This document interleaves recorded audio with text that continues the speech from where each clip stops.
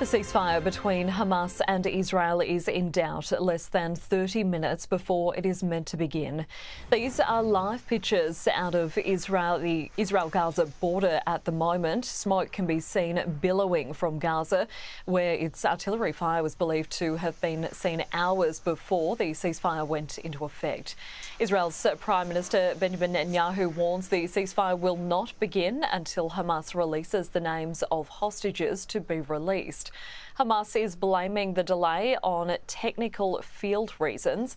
If it goes ahead, it would bring to a halt fighting in the 15-month war. Sky News has cited an English translation of the agreement provided by Hamas. It outlines in clear detail the terms of Phase 1 of the ceasefire agreement. 33 hostages will be released over 42 days. Women, children and the elderly will be prioritised in the exchange for the release of Palestinians held in Israeli prisons. Many families will still have to wait to hear about their loved ones. Just 3 female hostages will be released on the first day of the ceasefire. 4 additional female hostages will then be released 7 days into the ceasefire. Also on day 7, Hamas will advise how many Israeli detainees in total will be released during this phase. There are several detainees from other countries also being held. Hamas will then release 3 further hostages every 7 days until all living detainees are released. The remains of dead hostages will be handed over once all living hostages included as part of this phase have been released. No later than the 16th day, negotiations will commence to agree on the second phase of the hostage release that will focus on men and soldiers. It must be finalised 5 weeks after the start of the ceasefire. Here's Alex Rossi with more on the ceasefire.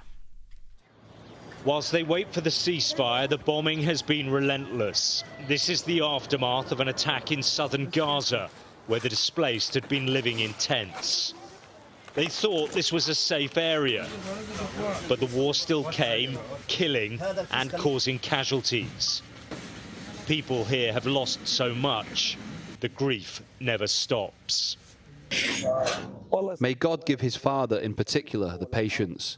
He lost a son at the beginning of the war when an apartment building collapsed on him. His son Samir became a martyr, and today he lost his eldest as well. The horror of what has happened in Gaza is beyond words. Tens of thousands of people have been killed in this war. Whole neighbourhoods have been obliterated. The skyline is scarred with broken buildings from the endless fighting. You can see the smoke behind me from another strike, but when the ceasefire starts, the bombs will stop dropping and the guns will fall silent after 15 long and brutal months of war. But there are still many questions about what will happen in the days and weeks ahead. Many issues still need to be resolved, not least of all, who will run the Gaza Strip. And until that happens, there can be no permanent end to the violence. The Palestinian Authority says it is ready to take control, but Israel has stated that would be unacceptable. It is issues like this which make the deal so fragile. And the Israeli Prime Minister is warning the war will restart if the negotiations falter. If we need to resume combat, we will do so in new ways, and we will do so with tremendous force. During the negotiations, I set some basic principles, some ground rules. The first principle is maintaining the ability to resume fighting in case it's necessary. In Hostages Square in Tel Aviv, where they've held weekly protests, they staged yet another rally. People are worried that the deal may still crumble. Shai Moses' uncle, Gadi, was kidnapped on October the 7th. He hopes they will be reunited soon. If we understand correctly, God is supposed to be released on the 3rd or the 4th week of this phase. We hope very much he's still alive. In the first phase of the deal, 33 of the hostages should be returned to their loved ones.